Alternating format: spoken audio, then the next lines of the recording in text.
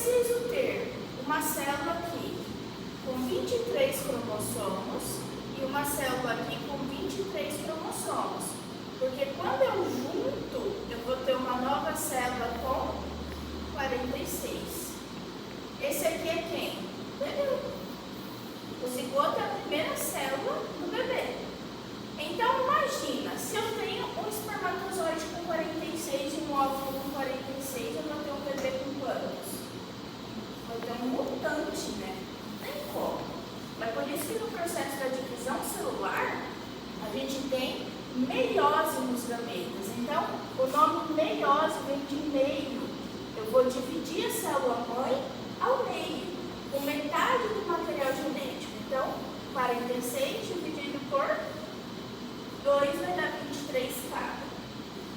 A partir daqui, na formação dessa célula aqui, que é o zigoto, para a formação dos outros tecidos embrionários, que vão dar origem a todo o processo da embriogênese que vocês acreditam que viram ou vão ver em embriologia, que é a formação de cada tecido, né, o tubo neuronal, o coração, as mãozinhas, e vai formando os tecidos, eles são a partir de mitoses. Então, todas as outras células se dividem por mitose. A única que se divide por meiose são os gametas. Então, uma célula mãe que se divide em duas células filhas com metade do material genético. Para quê? Para que quando eles se juntem, eu tenha um novo ser com os 46 cromossomos padrão. Pode ocorrer algum erro aqui? Pode. É onde a gente tem as alterações cromossômicas, né? As síndromes cromossômicas relacionadas à herança genética. Como é o caso, acho que a mais comum é a síndrome de Down. Se não conhecem alguém com síndrome de Down, mas conhecem a doença, né? Na verdade, não é uma doença, tá, gente? É uma alteração cromossômica. Quando a gente fala da síndrome de Down, a gente está falando de uma duplicação do cromossomo 21. Então, essa pessoa aqui tem um cromossomo 21 a mais. No final das contas, em vez de ele ter a formação de um zigoto com 46, ele vai ter 47. Algumas literaturas ainda trazem esse cromossomo a mais como o cromossomo do amor, porque normalmente são crianças, são pessoas mais afetivas, né? Vocês conhecem alguém? Sim. Isso condiz ou não? Condiz. Condiz? Completamente. Então, eu não conheço particularmente ninguém, mas assim, a literatura traz como pessoas normalmente afetivas, né? Que gostam de abraçar, que gostam de estar perto, né? Então, algumas literaturas trazem esse cromossomo a mais como cromossomo do amor, tá? Então, é uma duplicação do cromossomo 21. Então, quando isso aqui tem alguma alteração, eu vou ter síndromes cromossômicas. O ideal é que eu tenha um gameta masculino com 23, um gameta feminino com 23 e vai formar um novo ser com 46. A partir desse 46 aqui, não tem mais meiose, agora eu só tenho mitose, até a formação de todas as células do bebê. Meiose, lembrem que vem de meio, é sempre a formação dos gametas. Mitose é o resto da vida. Enquanto nós estamos vivos, nosso corpo está fazendo mitose. Desacelera? Desacelera. Quando nós somos novos, nós temos a pele bem esticadinha, né? Aquele rosto bonito, lisinho. Quando a gente vai ficando mais velho, vai aparecendo as rugas, as expressões, né? Os famosos pés de galinha. Por quê? Porque o nosso corpo ele desacelera. E aí a gente fala de epitérios, células epiteliais. Então, esse processo de renovação celular ele desacelera. Mas aí vem a indústria, né? E monta um monte de coisa legal na estética, que usa botox, usa ácido, e dá tudo certo também no final, tá? Mas seria nesse contexto aqui, tá? A primeira pergunta, as primeiras perguntas sobre o caso 1 é exatamente sobre isso, tá? Sobre o processo da divisão celular na formação das células reprodutivas, que são os gametas, e nos tecidos embrionários, que são todas as outras células, né, que a gente vê pelo processo de mitose.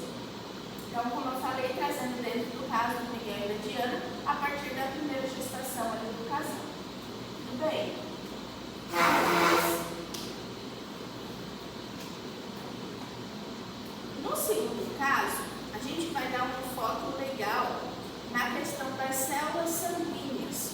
Porque o caso ele menciona que a Diana teve que fazer um exame de urina, né? Teve que fazer um hemograma.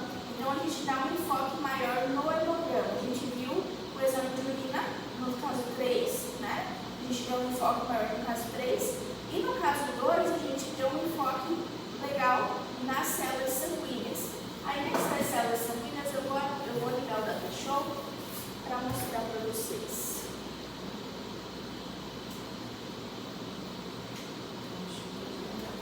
Gabriel. Trabalho, por favor.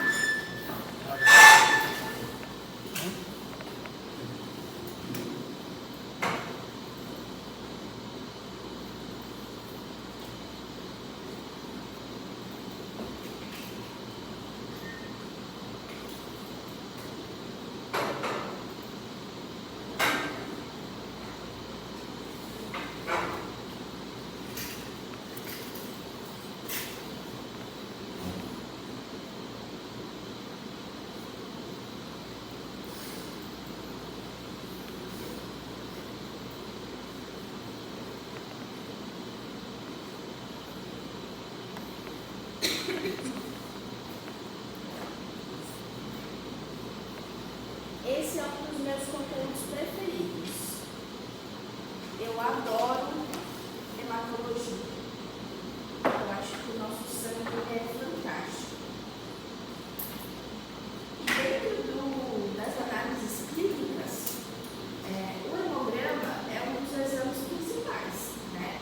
Vocês solicitam para identificação de qualquer alteração. Então, quando a gente consegue interpretar um hemograma de forma satisfatória, a gente consegue ter um bom diagnóstico do paciente. E a gente só consegue ter um bom tratamento se eu sei o que eu estou tratando, né? Se eu erro no diagnóstico, eu erro no tratamento consequentemente.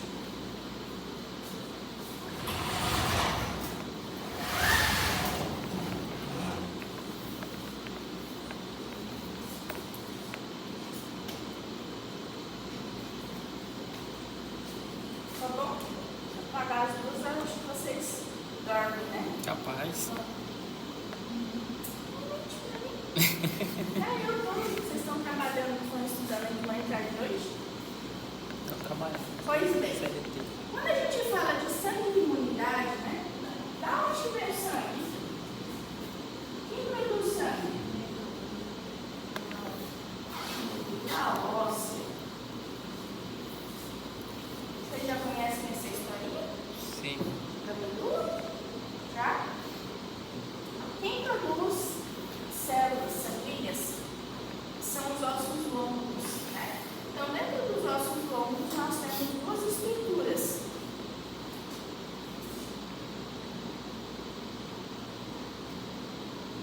Parece aqueles ossos de desenho de cachorro. Desenho, né? Aqui a gente tem uma parte do osso que se chama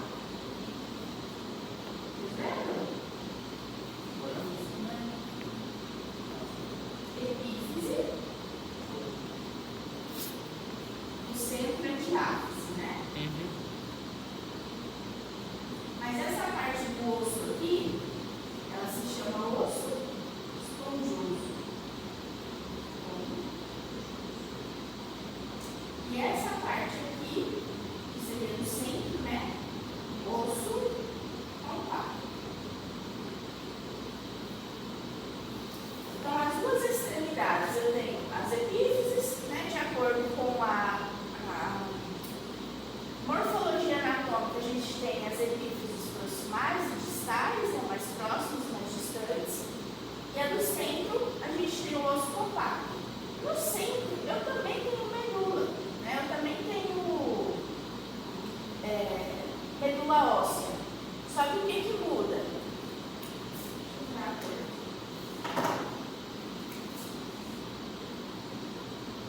Muda que dentro do osso compacto eu tenho medula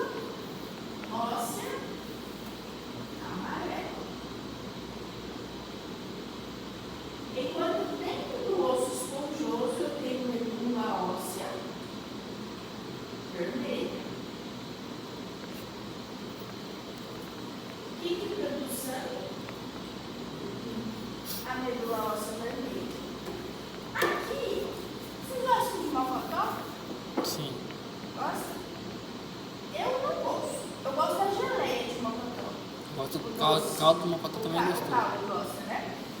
Quem gosta de mocotó tá comendo o quê? Pato, boi. Tá comendo exatamente isso aqui, ó. Olha, medula óssea amarela. Né? Que as pessoas chamam popularmente de tutano, né? Acho que tem outros nomes também, né? Mas acho que mais popular é tutano. É a medula óssea amarela do boi. Tá? Então é essa parte aqui que a gente faz o mocotó, no caso. E a parte do osso esponjoso, né? Que é uma parte do osso um pouco mais sensível, né? Que ele é cheio de buraquinhos. Vocês viram na anatomia? Os ossos? Eles são cheios de buraquinhos, né? Parece de fato uma esponja, por isso que a gente chama de osso esponjoso. E é ali que a gente tem a produção da medula óssea vermelha, onde ocorre a produção de células sanguíneas. Tá?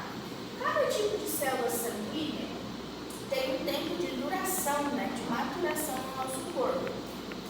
Entre as principais células nós temos hemácias, leucócitos, plaquetas. Levando lá para dentro do hemograma, né? Foi o que a nossa paciente fez, a Diana. As hemácias a gente visualiza dentro do hemograma numa parte chamada eritrograma.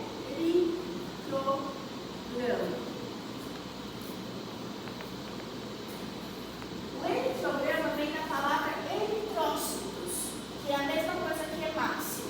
Hemácia e eritrócito é a mesma coisa. Tá? Então, às vezes vão olhar no livro e viu lá a palavra eritrócito, meu Deus, o que é isso? Hemácia. Tá? Então, eritrograma vem da palavra de eritrócitos, que é a análise das células vermelhas do nosso sangue. Dentro dos leucócitos, a gente vai visualizar no hemograma leucograma. E normalmente ele vem nessa ordem mesmo: eritrograma, leucograma, e aqui a análise das plaquetas mesmo.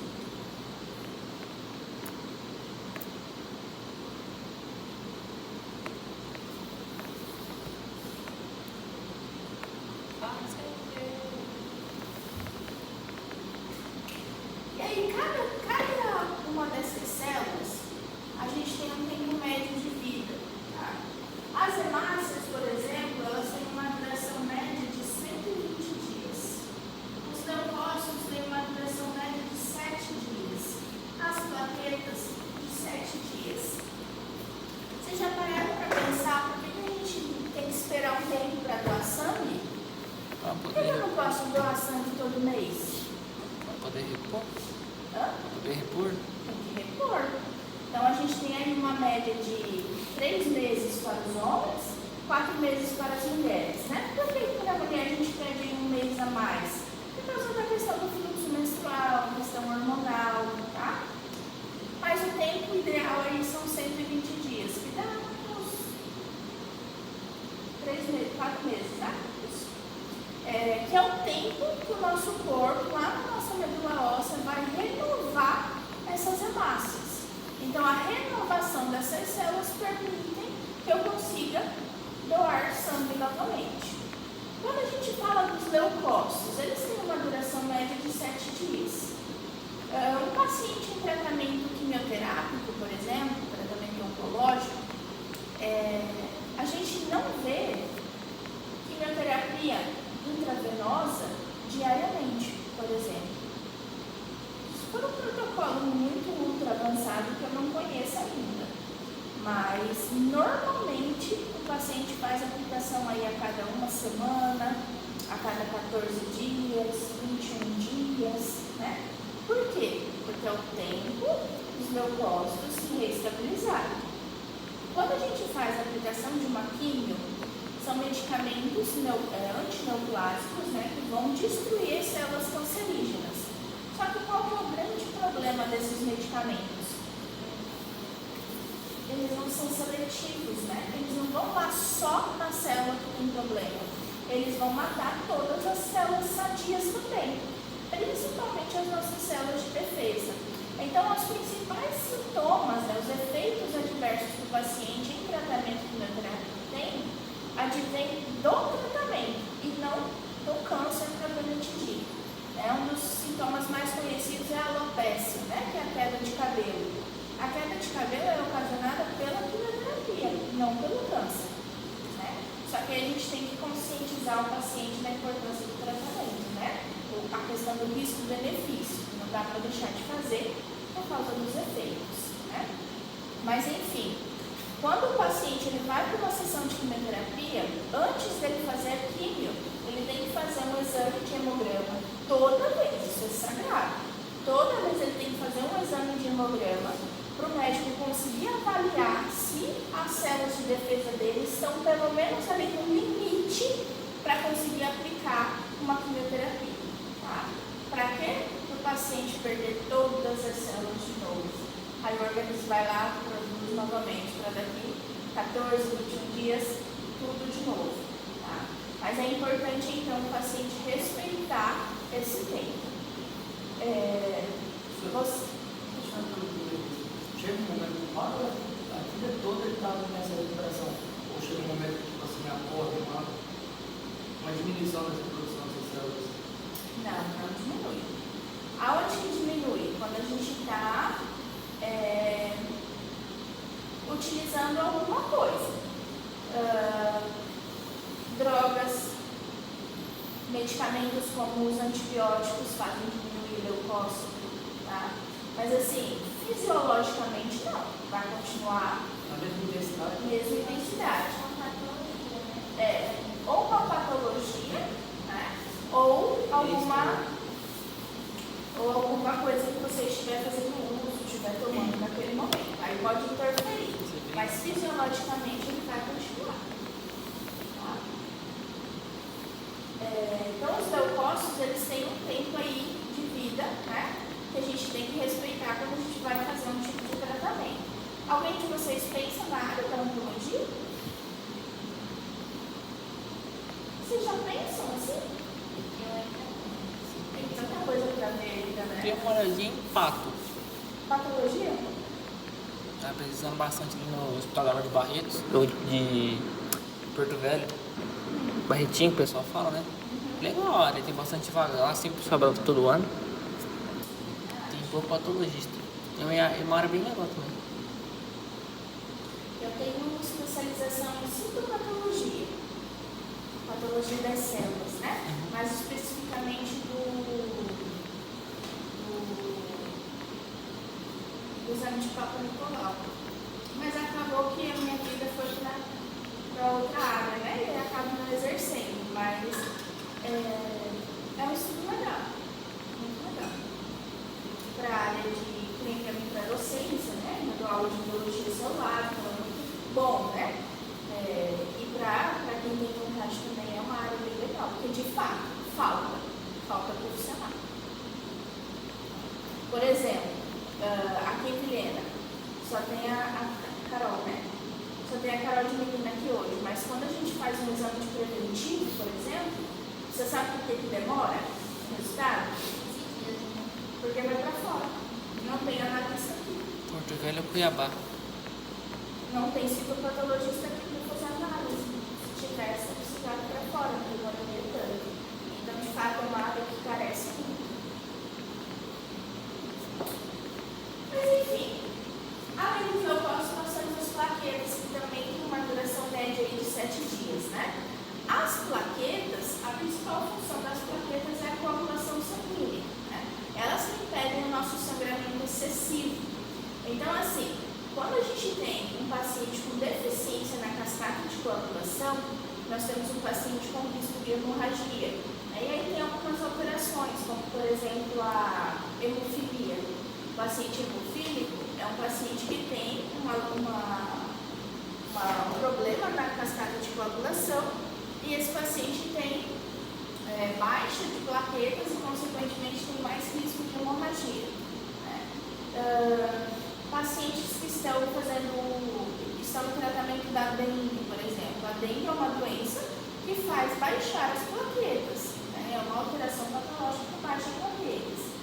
E aí nós temos também os medicamentos que fazem baixar as plaquetas.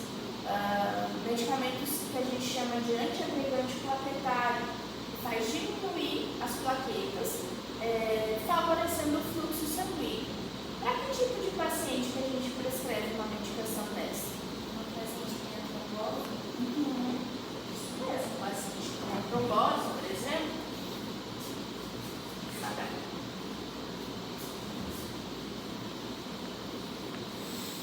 Meu avô já usou erisipela, aí dando a infecção, aí deu a trombose, aí tinha que usar um medicamento, agora não lembrar o nome.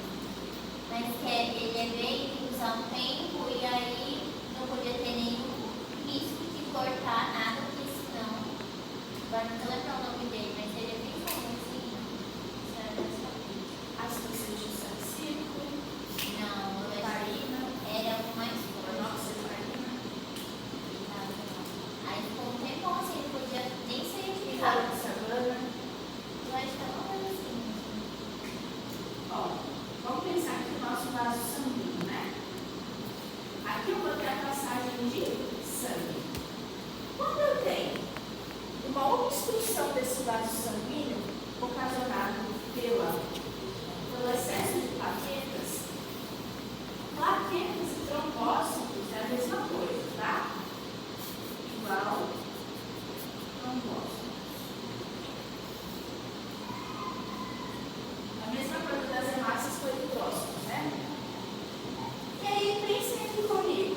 As plaquetas, elas têm uma afinidade que elas se agregam, elas se juntam, como se elas fossem, né, quando a gente se abraçasse e fizesse um bolinho.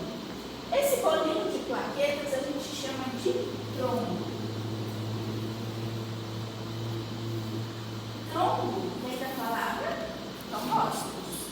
Então, quando eu tenho a agregação de trombócitos, eu tenho a formação de um trombo. Isso aqui também pode ser ocasionado, só que aí não vai ser de plaqueta, vai ser de gordura, que a gente chama de placas de ateroma. Já ouviu falar? As placas de ateroma são ocasionadas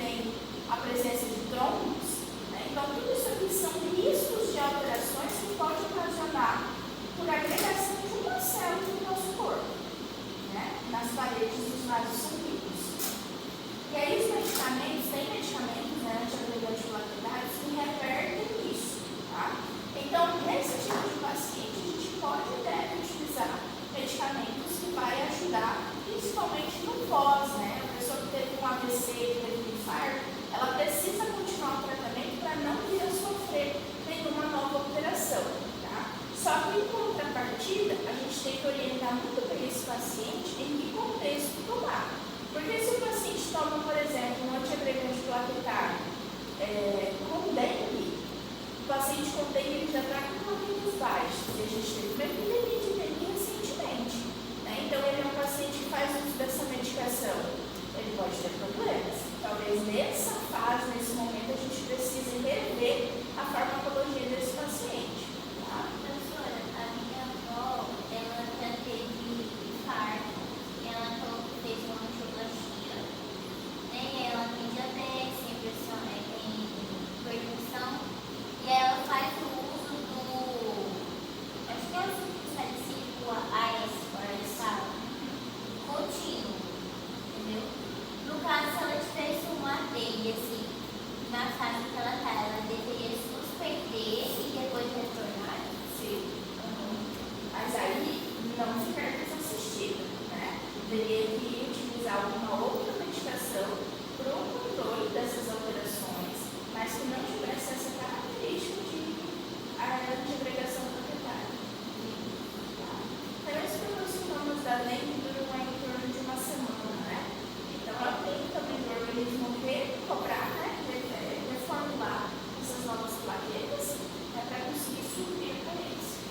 Remédios que afinam o sangue, eles influenciam na produção de plaquetas? É exatamente isso que a gente está falando. O paciente vai pedir exatamente assim para você.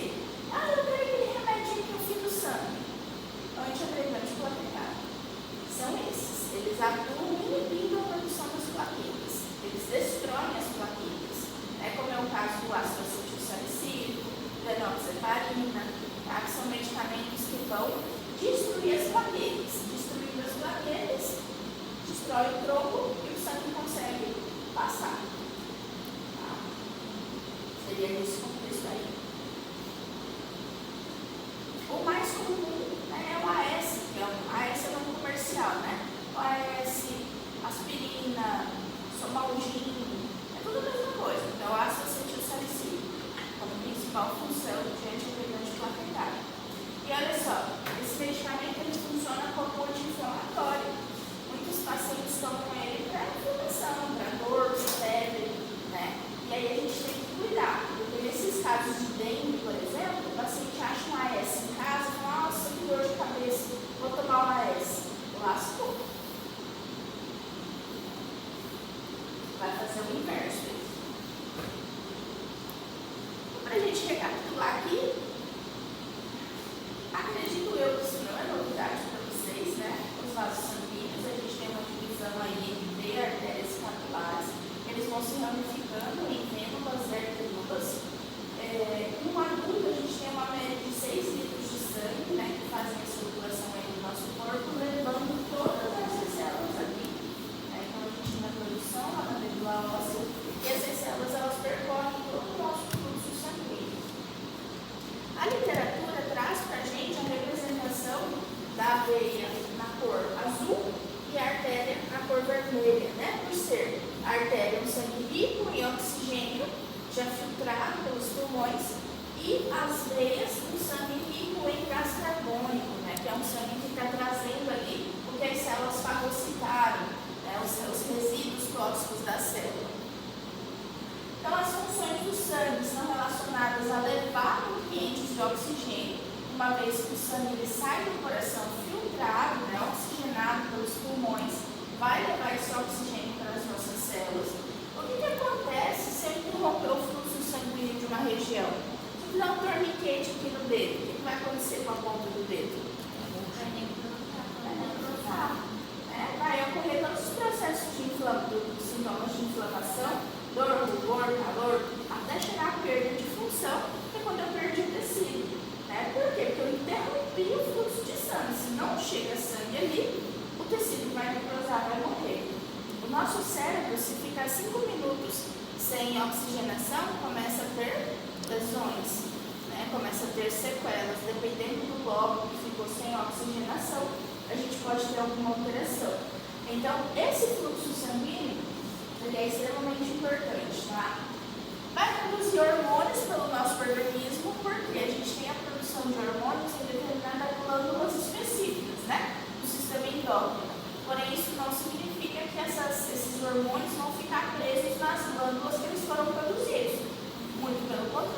movimento.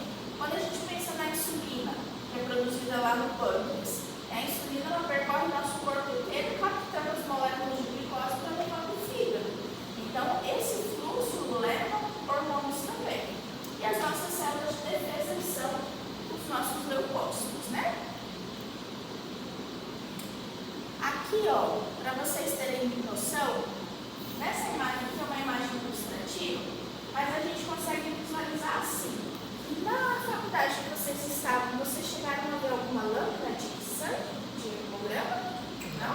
Tá, então vamos marcar uma aula para a gente ver. A gente consegue ver aqui, a gente chama de um campo, né? Quando a gente coloca os olhos lá no microscópio, eu estou vendo um campo.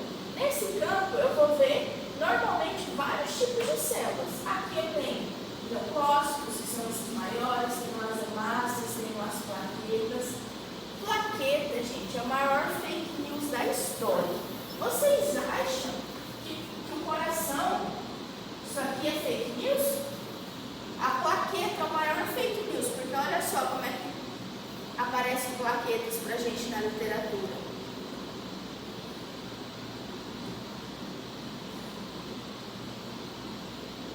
Aquele bichinho ali, ó, parece um polvo, um vírus, sei lá, cheio de perna. Sabe como é que a gente vê ele na microscopia?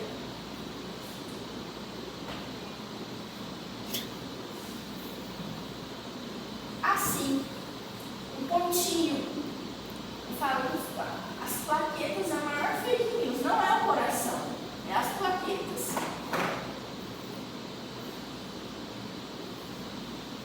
Então, nessa imagem aqui, as plaquetas são esses aqui, ó, esses pontinhos, ó. Tá? Aí as células maiores são os leucócitos, são nossas células de defesa, e as nossas hemácias. Quando a gente faz alguns tipos de coleta de sangue para solicitação de alguns exames, muitos deles precisam separar a parte sólida da parte líquida do sangue. A parte líquida nós chamamos de plasma, que fica sobrenadante, né? Que fica em cima. Então, embaixo ficam os glóbulos brancos, os glóbulos vermelhos, as hemácias, hemoglobinas, elas descem, porque elas são mais densas, então desce. Aí ficam os glóbulos brancos e o plasma, tá? Na parte superior. Muitos exames a gente faz com o plasma. Colesterol, triglicerídeos, TGO, TGP, que são marcadores hepáticos, ureia, creatinina, marcadores renais, né? A gente faz com o plasma. Hemograma, a gente faz com sangue total, ou seja, a gente não divide. Do jeito que a gente tirou do paciente, a gente homogeneiza e leva para a máquina. Ou faz um esfregaço para poder ter a lâmina e analisar no microscópio, né? As células. Mas a gente não separa. Aí nessa imagem aqui, olha que interessante. Eu tenho dois pacientes diferentes, já centrifugado. O sangue foi centrifugado e a parte sólida desceu. Quando a gente bate o olho num tubo desse,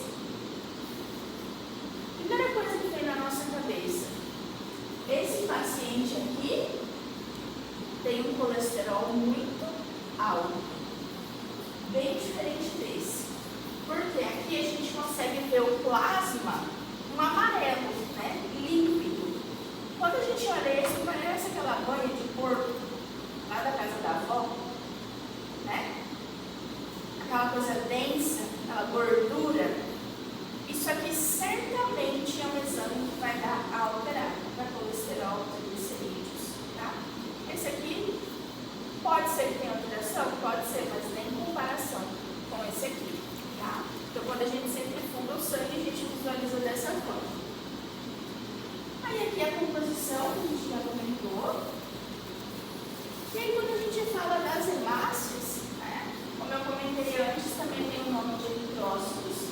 Elas, pra mim, elas parecem um donut. Não sei pra vocês. Elas têm uma achatadinha no meio, né? A gente chama isso de um halo, né? Ela tem esse halo no centro, deixa ela mais rebaixadinha. E é uma célula que não tem núcleo. Olha que interessante.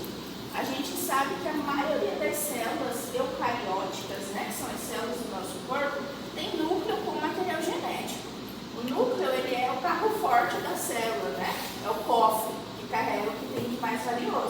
que é o DNA e o RNA. As hemácias não têm. Por isso que quando a gente doa sangue, a gente não doa herança genética. Já pensou?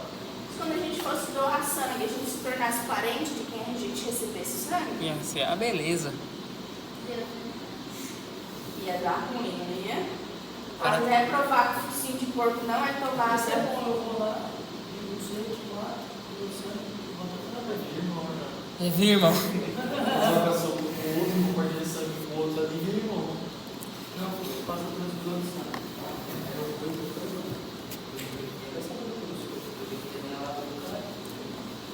Faz sentido, né? Então, por isso que as hemácias não têm núcleo, tá bom? E elas têm essa coloração vermelha pela presença da hemoglobina. Então, a hemoglobina é uma enzima que dá essa coloração vermelha das hemácias. Órgãos que têm muita hemoglobina são extremamente vermelhos, né? É o caso do tecido muscular esquelético, o tecido estriado cardíaco, né? Que é diferente do liso. Musculatura lisa, que normalmente são os músculos ocos, né? os órgãos ocos do nosso corpo, como bexiga, útero, ovário, intestino, estômago, eles têm pouca hemoglobina, por isso que eles são mais esbranquiçados. Quando a gente traz isso para a nossa alimentação, a carne do boi é uma carne extremamente rica em hemoglobina, né? Carne vermelha, igual a nossa. Quando a gente pega o frango, sim. Quando a gente pega o frango, pega o peixe, são alimentos com baixo teor de hemoglobina. A hemoglobina, ela carrega o ferro. Aí, quando a gente traz isso para dentro da interpretação do hemograma, se eu tenho baixa hemoglobina, automaticamente eu tenho baixa de ferro. O que isso me diz sobre aquele paciente? Anemia ferropriva. E aí é importante a gente aprender a caracterizar os tipos de anemia, né? Porque elas não são iguais. A gente pensa em anemia, a primeira coisa que lembra, vou tratar o paciente com sulfato ferroso e ácido fólico. Nem sempre. Né? Tem que entender se a anemia é ferropriva. Se tiver baixa de hemoglobina, é baixa de ferro, tá? Aí sim. Aqui, né, logicamente, o meu desenho foi mais bonito. Do osso esponjoso, medula óssea vermelha, o osso compacto, medula óssea amarela, né? Olha só, aqui eu tenho uma imagem do microscópio. É assim que a gente visualiza no microscópio. Aí nessa imagem aqui, a gente só está vendo hemácias e plaquetas, ó. Uma plaqueta, 2, 3, 4, 5, 6. 6 plaquetas. O resto é tudo hemácia, tá?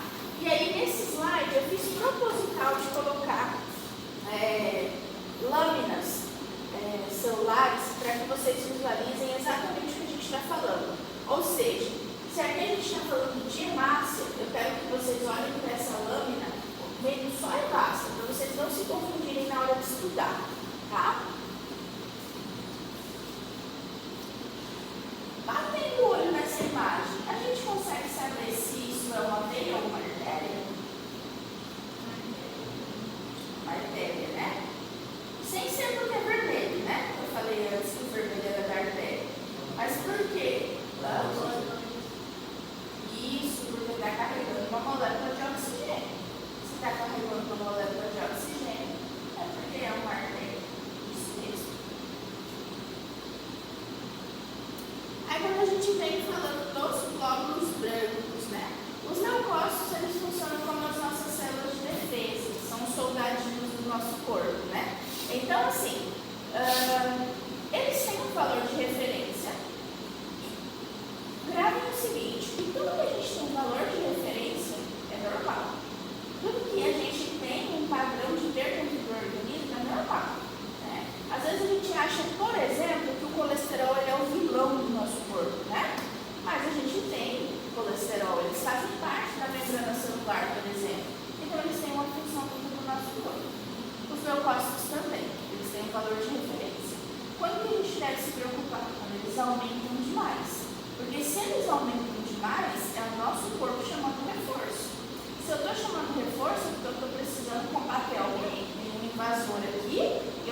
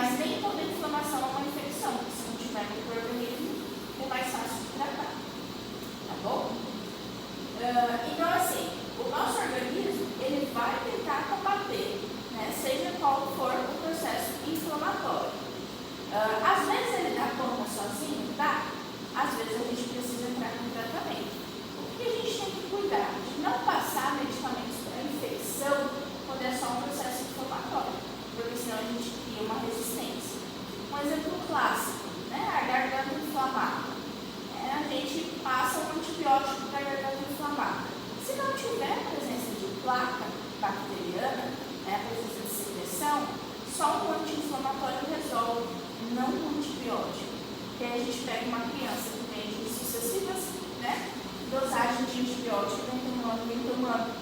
Quando de fato essa pessoa precisar tomar um medicamento, talvez aquele medicamento não surta efeito. Porque as nossas células, elas se adaptam, elas têm o que a gente chama de dessensibilidade ao fármaco. É o que uma vez foi muito bom, de repente não faz mais efeito. Eles são maiores, tá? Visualmente, então lá na lâmina a gente visualiza os leucócitos de forma maior. E quando a gente tem eles em um quadro aumentado, né, a gente chama de leucocitose. Então, dentro lá do hemograma, da parte do leucograma, se eu tiver essa palavrinha aqui, ó, leucocitose, eu já bato o martelo que eu tenho um processo inflamatório, porque eu tenho um aumento de leucócitos.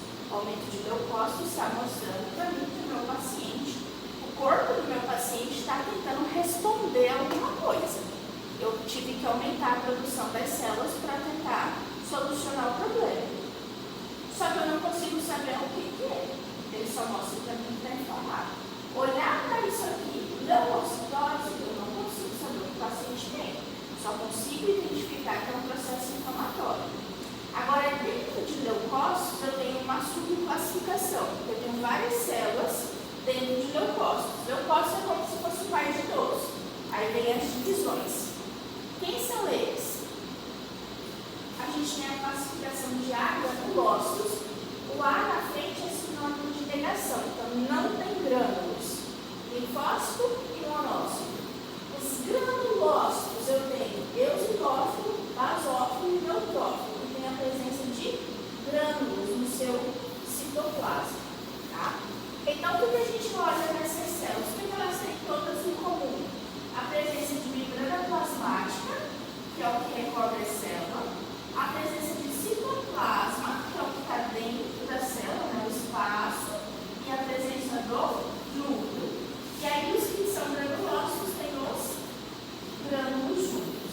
Aqui, ó, apesar dele estar meio que separado, é um único núcleo, tá? Ele não está fragmentado, ele só está separadinho assim. Cada um desses leucócitos é um indicativo de alguma alteração. Aí a gente começa a fechar o diagnóstico desse paciente. Olha só. Linfócitos encontram-se aumentados em casos de contato viral.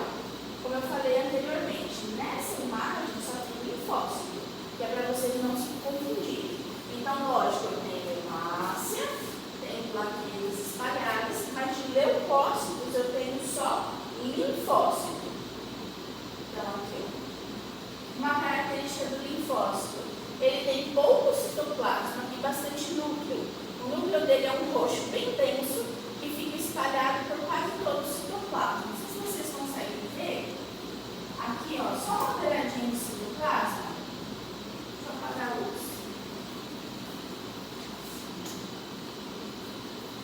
Consegue ver, ó? Um roxinho mais claro? Ou não? Sim. Então, ele tem um núcleo bem grande e pouco citoplasma. Isso é uma característica dos linfócitos. E aí, lá no hemograma, ele vem com essa nomenclatura. Linfocitose para aumento, linfopenia para diminuição. Então, se eu tenho lá um quadro, lá no hemograma, está escrito leucocitose e linfocitose. Aí eu consigo matar a charada, não consigo? Porque aí eu sei que o paciente está com um quadro inflamatório por infecção viral. Porque eu sei que quem aumentou foi o linfócito. Se o linfócito aumentou, é porque o paciente está com vírus. Paciente que tem suspeita de Covid, dengue, chikungunya, que são todas alterações ocasionadas pelo aumento, pelo contato com o vírus, vai ter aumento dessa célula. Tá?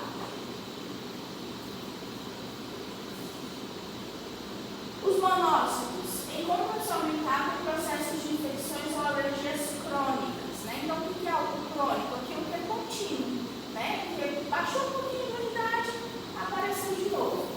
Uma característica dessa célula é que ela tem os vacúolos, que são esses buraquinhos, ó. Parece que alguém foi lá e deu um beliscão na célula.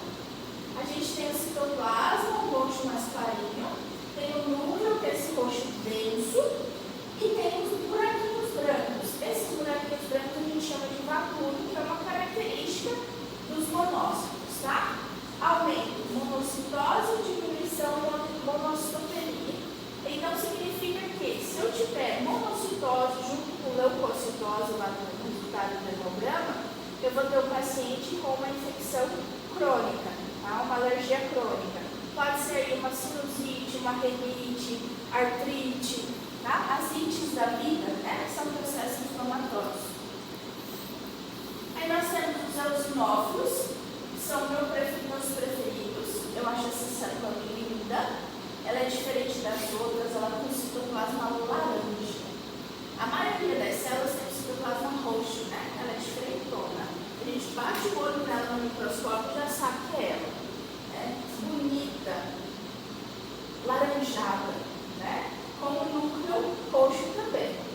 E aí, quando a gente tem o aumento dessas células, a gente tem eosinofilia. Diminuição, eosinofilia. Quando é que eu vou ter um quadro de eosinófilo aumentado? Presença e desenvolvimento parasitário ou processo alérgico agudo? Quem que é muito característico de dar eosinofilia? Que tipo de paciente será?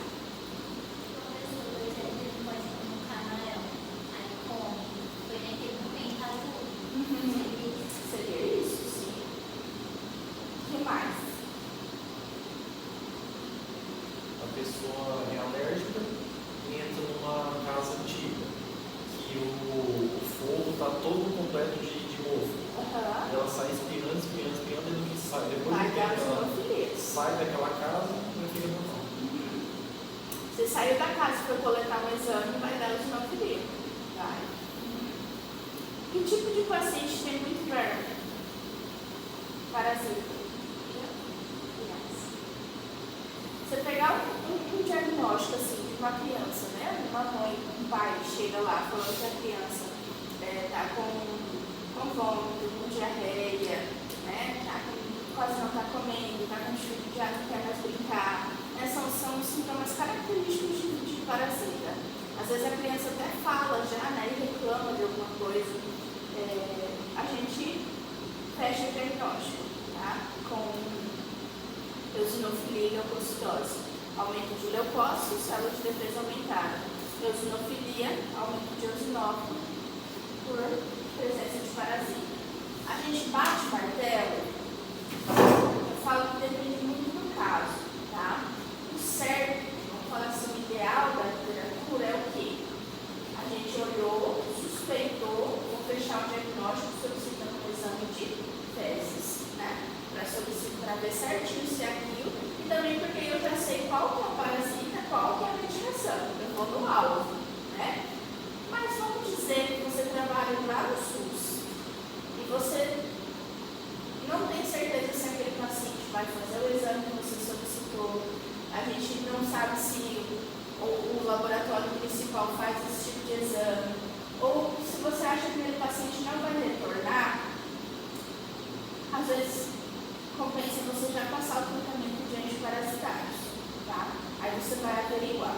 A gente entende que é de acordo com a realidade, mas o certo é solicitar para bater o martelo, né? Acho que é isso mesmo. Os basófilos são células mais raras, funcionam como sinalizadores de infecção ou inflamação. Então eles têm, quase nem tem citoplasma, né? A gente nem consegue ver o citoplasma da célula. Ele tem muito pigmento, né? Muitos grânulos, então os grânulos deles são um roxo bem escuro, bem forte, igual o núcleo, né? Então a gente quase não vê citoplasma. O aumento, basofilia e diminuição, basopenia.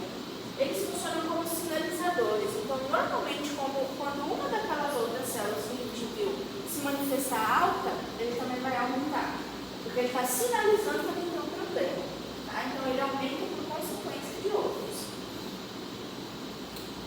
E aí nós temos os neutrófilos, que encontram-se aumentados na presença de desenvolvimento bacteriano. Os neutrófilos, nós temos duas divisões deles, neutrófilo bastão e neutrófilo segmentado. O neutrófilo bastão é esse aqui, ó, que ele parece um grão de feijão. O núcleo dele parece um grão de feijão, né? A gente não vê aquela divisão igual vê no segmentado. Tá? O segmentado ele até parece com o eosinófilo, só que o eosinófilo segmentado ele tem um núcleo laranja e o neutrófilo é um roxo clarinho, né?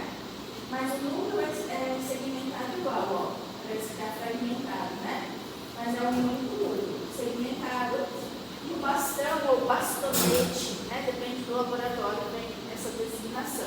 Mas os dois são indicativos da mesma coisa. Aumento desses dois indica infecção por bactéria. A gente tem na nomenclatura neutrofilia para aumento e neutropenia para diminuição. Então você pega lá um paciente com dor ao urinar, dor no ato sexual, urina fétida, vontade de micção frequente, mas com pouca urina, coloração da urina bem escura, né? Aí você solicita um hemograma e veio lá no resultado do hemograma, leucocitose e neutrofilia. Qual que é o diagnóstico? Infecção de urina. Quero bater o martelo para ter certeza? Vou solicitar uma urocultura, né? Uma infecção, um EAS, né? Que é o exame de urina, de sedimento de urina e tal. Mas já dá para ter uma boa noção. Normalmente faz mais quando é recorrente, né? Sim. Exato. E aí, na questão de eu saber, a gente sempre casa o diagnóstico do resultado do exame laboratorial com a análise clínica, tá? A anamnese é extremamente importante. Por quê? Eu sei de tudo isso que é um contexto de uma infecção de urina que eu conversei com o meu paciente, porque ele me deu esses dados. Porque quando eu olho para o hemograma, ele vai me dar lá leucocitose e neutrofilia. Ok, eu sei que o paciente está com inflamação e infecção.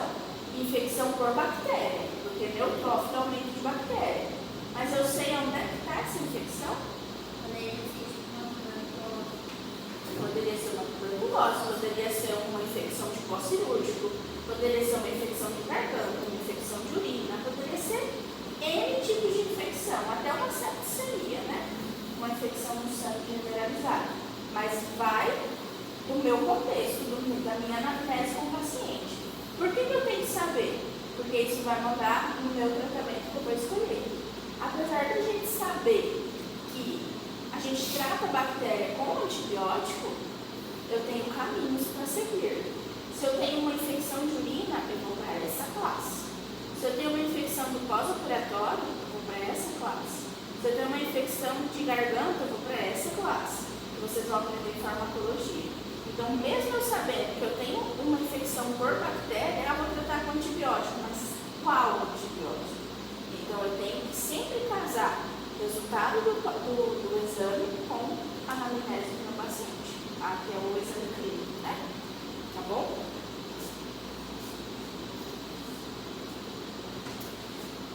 Aqui, meninos, ó, para vocês terem uma noção. Como eu comentei com vocês, eu escolhi imagens, né, com as células específicas. Mas, quando a gente olhar no microscópio, a gente vê as células todas misturadas, né? Elas estão lá juntas muitas vezes. Então, aqui eu tenho, ó, o eosinófilo, aqui eu tenho o neutrófilo bastão, aqui eu tenho o linfócito, aqui eu tenho outro eosinófilo, aqui eu tenho a agregação de umas plaquetas e as hemácias, né? Tenho células bem espalhadas e tal. Uma lâmina normal. Uma lâmina com leucemia. Leucemia vem da palavra leucócitos, que é o aumento de leucócitos, né? Então, lembra que os leucócitos são desenvolvidos lá na medula óssea? O que acontece com um paciente com leucemia? A medula óssea ela vai produzir células sanguíneas, ela vai ter um processo de maturação para jogar na corrente sanguínea. Quando o paciente tem leucemia, essas células elas não passam pelo processo de maturação porque não dá tempo. A produção está tão exagerada, a medula óssea está produzindo tão desregulada, né, com excesso, que não dá tempo de maturar, já joga para a corrente sanguínea.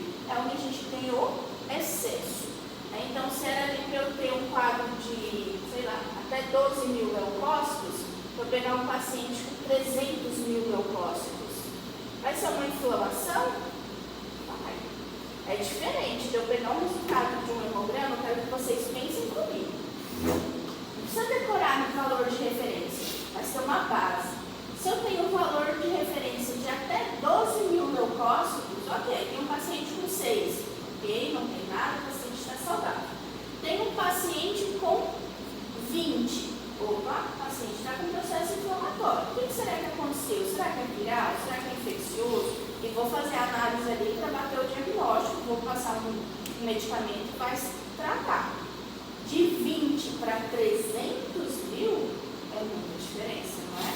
Então eu automaticamente sei que 300 mil não vai ser um processo inflamatório. Não vai ser um processo infeccioso qualquer.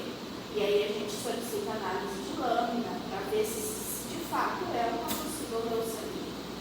Professora, nesse caso de leucemia, o sangue vai ficar mais denso por conta dos leucócitos? Sim. Sim. E a gente visualiza muito, né? Eu tenho uma lâmina de leucemia. Vou mostrar para vocês. Vascularização, talvez? Menor irrigação? Pode ser sim, como uma consequência. Sim. Eu tenho uma lâmina de leucemia que vai marcar uma aula prática para vocês verem. Ela é linda. A lâmina é linda porque a gente visualiza tanta célula bonita, né? Só que infelizmente o paciente é um diagnóstico terrível, né? Então a diferença é que tem muita célula. A medula óssea joga muita célula na corrente sanguínea. São células maduras, né? Bom, células maduras não, perdão, são células jovens que não deram tempo de maturar, caíram na corrente sanguínea muito jovens. Eu sempre falo, eu acredito que não é o caso de vocês assim, porque a não ser que tenha alguém aqui que queira algo, não tem.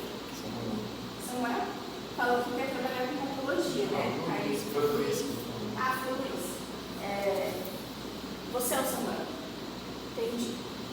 O Luiz falou que queria trabalhar com patologia, né? Então, aí no caso dele, como é o caso que eu oriento os meninos da farmácia, né? Para que tenha maior chance de trabalhar em laboratório. Quando a gente pega um diagnóstico desse, normalmente quem dá o resultado é o aparelho. Né? Ele vai dar lá 300 mil leucócitos. Vocês não são loucos de liberar um laudo escrito lá 300 mil leucócitos sem ter feito pelo menos uma lâmina para você olhar. Ele não confia na máquina, não.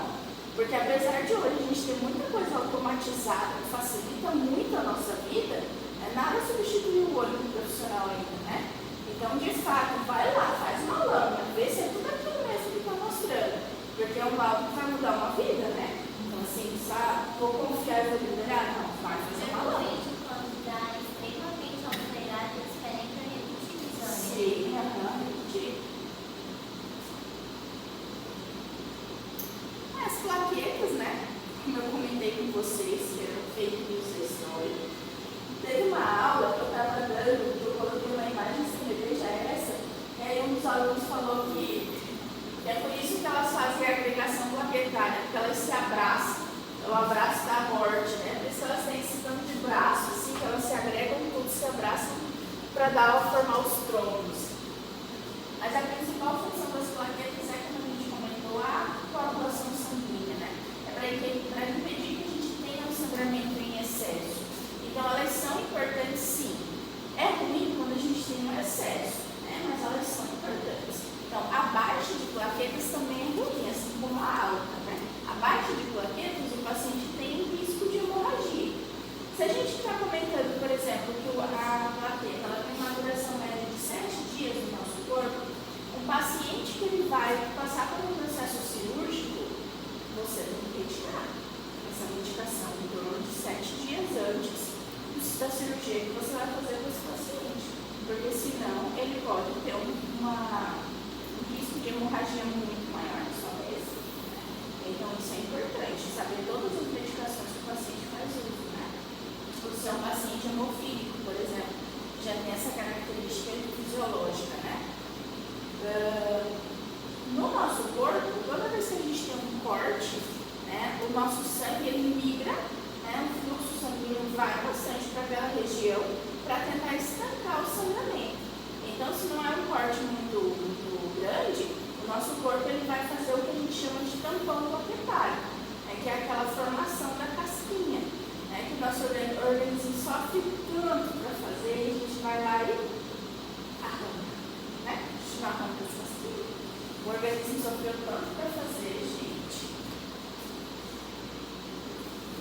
aqui a imagem, né, de um plasma normal, então, né, não é aquele plasma gorduroso, como a gente comentou. Mas a questão é que o plasma ele tem essa característica de ser a parte líquida do sangue, né? Onde a gente tem glicose, lipídios, aminoácidos, proteínas, sais minerais, vitaminas. Então, esses exames, quando a gente vai fazer a dosagem, né, laboratorial, a gente mede pelo plasma. E aí a gente chega na parte de tipagem sanguínea. Vocês tiveram isso em alguma outra matéria já? Não? Tá. Os tipos sanguíneos, para nós seres humanos, nós pertencemos ao sistema ABO, né? Ou sistema AB0, algumas literaturas falam, né? Que são os 4 tipos de sangue. Juntamente com o fator RH, que pode ser positivo ou negativo. O que a gente tem que entender sobre aglutinogênio e aglutinina? Então, existem 2 tipos de aglutinogênio, que é o A e o B, e 2 tipos de aglutinina, que é o anti-A e o anti-B. Quando a gente lê isso aqui, fica mais fácil. Ó. Pessoas do grupo A possuem aglutinogênio A nas hemácias, por isso pode receber A, mas possui aglutinina anti-B. Se é anti-B, repele, então não pode receber de B. Aqui a gente nem está falando de fator RH, tá? Só vamos nos tipos sanguíneos mesmo, tá? Então, pessoas do grupo A recebem do A, mas não recebem do B. Pessoas do grupo B recebem do B, mas não recebem do A, porque tem anti-A no plasma. Pessoas do grupo AB têm aglutinogênios A e B nas hemácias e nenhuma aglutinina no plasma. Isso significa o quê? Recebe de todos. Então, aglutinogênio A e B, ok, e não tem nenhuma aglutinina, ou seja, não tem nenhum anti. Então, ele recebe de todos. O O é o contrário. Pessoas do grupo O não têm aglutinogênio nas hemácias, mas possuem o anti-A e o anti-B. O que isso significa? Ele doa para todo mundo, mas ele só recebe dele mesmo. A maior injustiça da vida, né? O coitado do O, ele doa para todos, mas ele só recebe dele mesmo.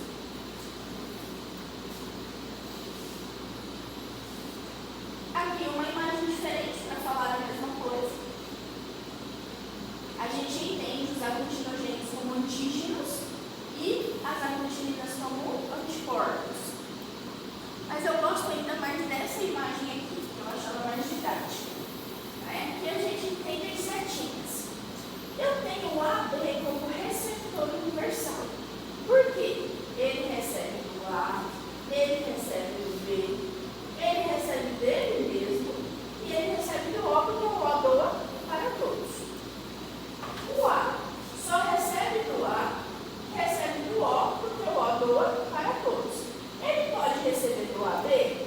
Não pode, porque apesar dele ter aglutinina A, ele tem aglutinogênio anti-B. Então, se ele tem um anti-B, ele não pode receber do AB. O B só recebe dele mesmo e do O, porque o O doa para todos. Novamente, não pode receber do AB, porque ele tem o anti-A. E o O só recebe dele mesmo, mas doa para todos. E aí, quando a gente entra na questão do fator RH,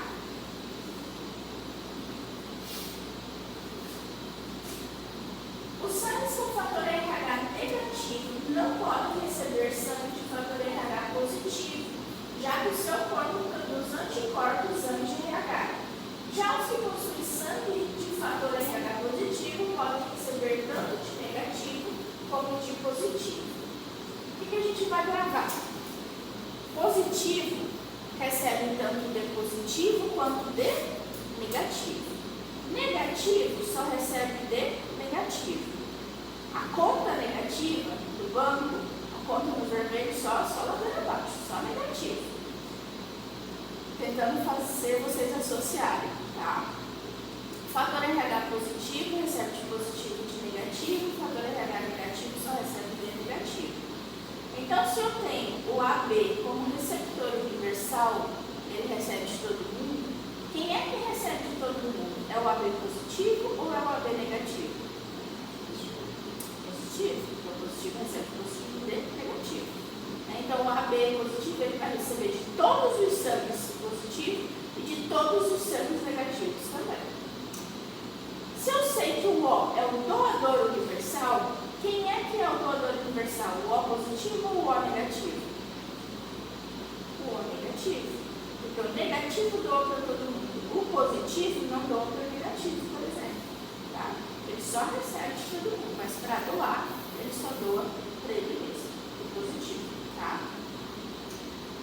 Aí a gente tem uma alteração bem comum que se chama eritroblastose fetal. Já ouviram falar? A eritroblastose fetal é uma alteração que ocorre quando o sangue da mãe é incompatível com o sangue do bebê. Qual que é o grande problema no caso? Quando a mãe tem fator RH negativo. A mãe negativa, bem, se o fator RH negativo só recebe D negativo. Se o pai for RH negativo, ok, não vai ter problema. Mas se o pai for RH positivo, a gente tem um problema. Porque se o bebê vir com RH negativo da mãe, ok, o organismo da mãe não vai entender como diferente. Mas se vir com RH positivo do pai, a mãe só podia ser negativa. Então vai dar incompatibilidade. Mas e se fosse o inverso? Se a mãe fosse RH positivo e o pai fosse RH negativo, teria problema? Não teria problema. Por quê? Porque o positivo da mãe poderia receber tanto o negativo do pai como se o pai fosse positivo. Então, o grande X da eritroblastose fetal é o RH da mãe. A mãe será RH negativo. Toda vez que vocês forem fazer um acompanhamento, sei lá, se alguém for para a área da obstetrícia, fazer um acompanhamento de uma gestante que tem o sangue fator RH negativo, tem que acompanhar. Tá? Ela ser positivo, o do marido não faz diferença. Agora, se ela for negativa, aí o do marido faz diferença. Tá? E aí, normalmente, na primeira gestação, não ocorre nada com o bebê. A não ser que essa mãe tenha tido contato com RH positivo em alguma outra ocasião, uma transfusão de sangue errada, alguma coisa assim. Mas é mais difícil. Então, normalmente, no primeiro filho, a mãe vai apenas desenvolver anticorpos. Sabe a vacina? Né? Eu vou desenvolver anticorpos contra aquilo. Opa, quem é você? Mas aí, na próxima gestação, na segunda gestação, se ocasionar do bebê ser positivo novamente, aí tem chance de ter a eritroblastose fetal, tá? Onde a criança nasce com uma formação. E aí tem que fazer, né, a injeção certinho para ele. Sua mãe? Sou positiva, tem a negativa. Eu sou segunda filha. É? Mas a primeira ela chegou a fazer? Na primeira eu acho que não fez, eu sou a segunda.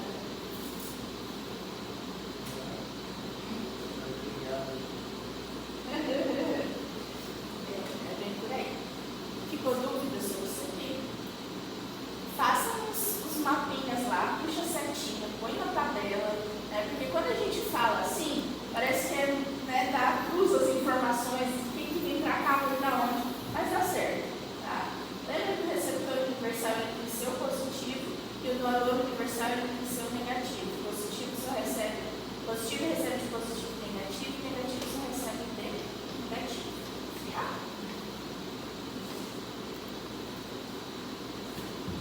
Aqui, né?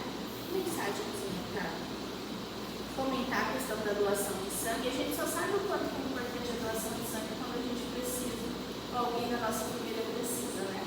Aí a gente sabe o quanto que é importante doar sangue. Para a gente finalizar bem rapidinho sobre a questão do sistema imunológico, só para a gente entender sobre a imunidade, né? Nós temos quando a gente fala de imunidade, a gente está falando de células de defesa, né? Não tem como fugir disso aqui, que são os nossos leucócitos. A gente tem eles como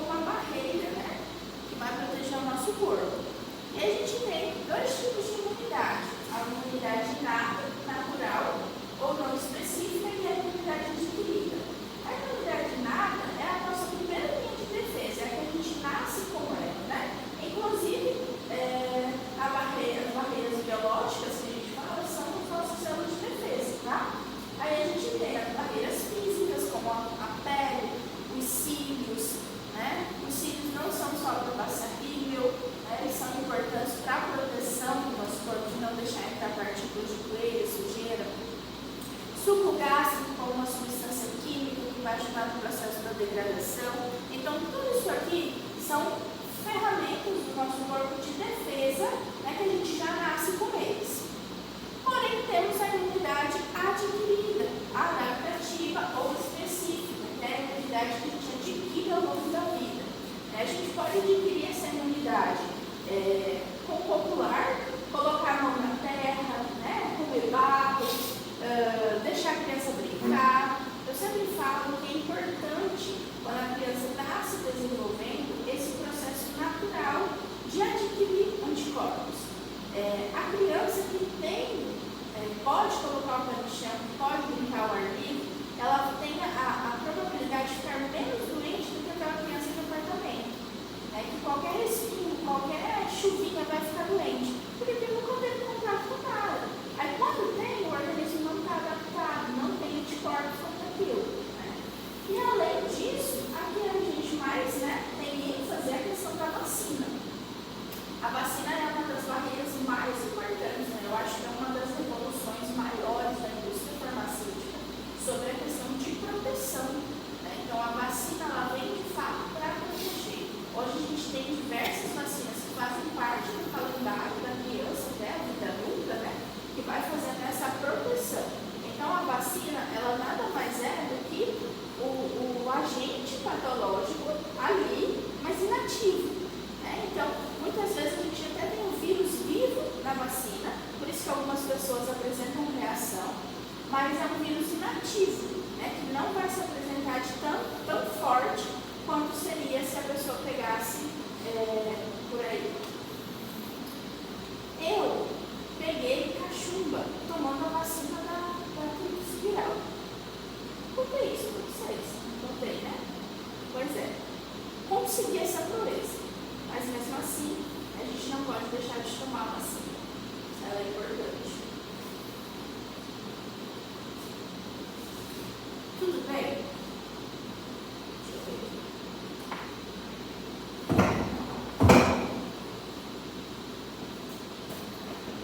Se eu for muito rápido, vocês podem me parar? A professora desacelera.